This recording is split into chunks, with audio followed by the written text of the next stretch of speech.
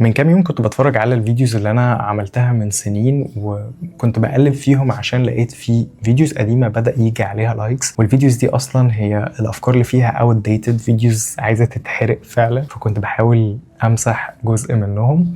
ولكن وانا بتفرج على الفيديوز دي قابلني فيديو كنت عامله كان اسمه تقريبا Authenticity versus Attachment. في الفيديو ده كنت بتكلم عن فصل في كتاب اسمه The Math of Normal لجابور ماتيه، والفصل اللي موجود في الكتاب ده تقريبا برضو كان اسمه Authenticity versus Attachment. وده الكونسبت اللي كان بيتكلم عنه جابور ماتيه في الفصل ده، ان الطفل الصغير لما بيتولد بيبقى عنده core needs او احتياجات اساسيه. من الاحتياجات الاساسيه دي هي الاوثنتسيتي والاتاتشمنت. Authenticity معناها مصداقيه، او ان الشخص ده حقيقي، او انه هو نفسه مش بيفيك، بيعبر عن اللي جواه بشكل صادق وحقيقي. والاتاتشمنت معناها تعلق. ففي الفصل ده كان بيتكلم على ان الطفل الصغير لما بيتم مساومته على الاوثنتسيتي بتاعته مقابل الاتاتشمنت بيحصل خلل. المساومه دي ممكن تبقى في شكل ان الاهل مثلا يساوموا الطفل ان هتعمل كده ولا مش هنحبك ولا هنخصمك، فكانوا بيساوموا على كونه اوثنتيك فيرسز الاتاتشمنت ده. لو انت هتبقى اوثنتيك فانا هاخد منك الاتاتشمنت ده وانا مش هبقى قريب، فبيبدا يحصل بعض الخلل في العالم بتاع الطفل ده. وهنا انا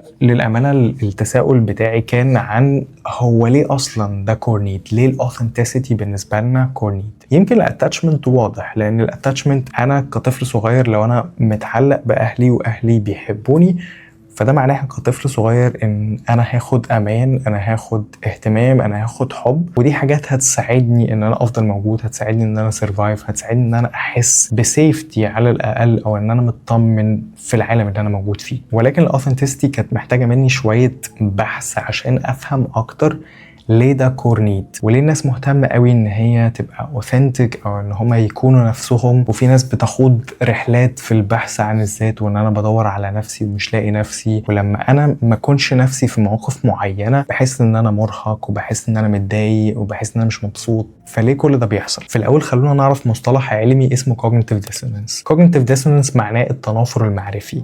التنافر المعرفي معناه ايه؟ معناه ان البيهيفير او السلوك اللي انا بعمله لا يتماشى ولا يتناسب مع الفاليوز والبيليفز الموجوده عندي، او المعتقدات والقيم اللي موجوده عندي. ولو بصينا على الكوجنيتيف ديسونانس هتلاقيها هي عكس الاوثنتسيتي. يعني الاوثنتسيتي معناها ان البيهيفير بيتناسب مع الفاليوز والبيليفز بتاعتي، الكوجنيتيف ديسونانس معناها العكس تماما. وهنا بدايه المعلومات الانترستنج، ان عقلنا بيبص على الكوجنيتيف ديسونانس على اساس انه internal conflict او صراع داخلي. وزي قدرنا نعرف ان عقلنا بيبروسس ده على اساس انه كونفليكت، انهم لو ان في منطقه في المخ اسمها anterior cingulate cortex او ACC بيتم تحفيزها لما بيحصل cognitive dissonance ده. وال ACC هي موجوده في الفرونتال لوب، وتحديدا هي بين الليمبيك سيستم وبين البريفرونتال كورتكس، كانها البريدج او حلقه الوصل بين الاثنين. الليمبيك سيستم بمنتهى البساطه خلينا نقول ان ده السيستم المسؤول عن المشاعر، والبريفرونتال كورتكس هو السيستم المسؤول عن التفكير. فعشان كده الاي سي سي كمان بيتم تحفيزها لما بيكون في كونفليكت بين الجانب الشعوري والجانب الفكري، فهي بشكل اساسي بتمونيتور الكونفليكت، او بيتم تحفيزها لما بيكون في كونفليكت. وده اللي بيخلق شعور بالديسكومفورت والانكزايتي، لان عقلنا بيبدا يترجم ان هنا في مشكله انا محتاج احلها. ومش بس كده، المخ بيبدا يتعامل مع حاله عدم اليقين ده على اساس انه ستريس خارجي. وعرفنا ازاي ان المخ بيتعامل مع ده على اساس انه ستريس خارجي؟ لقينا انه الاتش بي اي اكسس بيتم تحفيزها، وبدا الجسم يفرز كورتيزول على اساس ان ده ستريس. والحاله دي بتسبب منتل وفيزيكال فاتيج. عشان كده بتحس ان المواقف اللي انت بتفيك فيها او مش عارف تكون نفسك بتحس ان انت بعدها درين، تحس ان انت مجهد حتى كمان فيزيكلي. لحد هنا تمام. ولكن هيجي بعد المرحله دي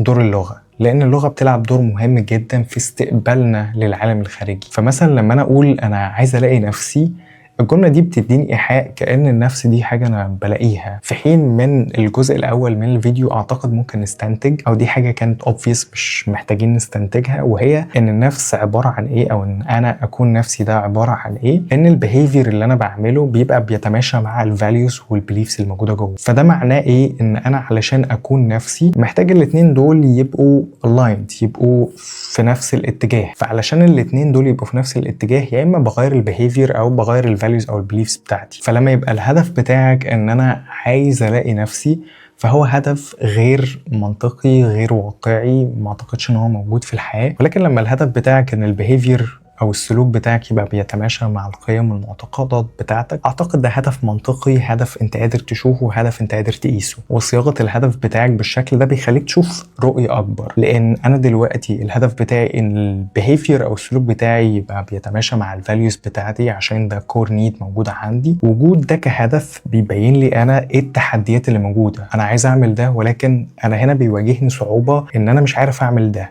مش عارف اعمل ده ليه؟ عشان انا هنا خايف من الرفض، انا هنا ما عنديش ثقه كافيه. فالتشالنجز او التحديات بقت واضحه قدامي. فهنا انا بدات افهم ان انا لو شلت دول بالتبعيه كسايد افكت انا هبقى قادر اكون نفسي. مش عارف بصراحه الفيديو كان بسيط ولا معقد، هحب اسمع منكم ده. ولكن كان ملخص الفيديو ان انا بتكلم عن ليه الاوثنتسيتي هي كور نيد وليه ده مهم، وان انا بتكلم عن فكره البحث عن الذات. هي فكره غير واضحة، غير دقيقة، غير منطقية، وبس يمكن الجزء اللي كان misleading أو ما وصلناش قوي للهدف بتاعنا هي اللغة. إن أنا صغت الهدف بتاعي في البحث عن الذات كأنها حاجة أنا بدور عليها وبلاقيها في العالم الخارجي، في حين إن الذات is produced or conducted، حاجة إحنا بنكونها بنفسنا.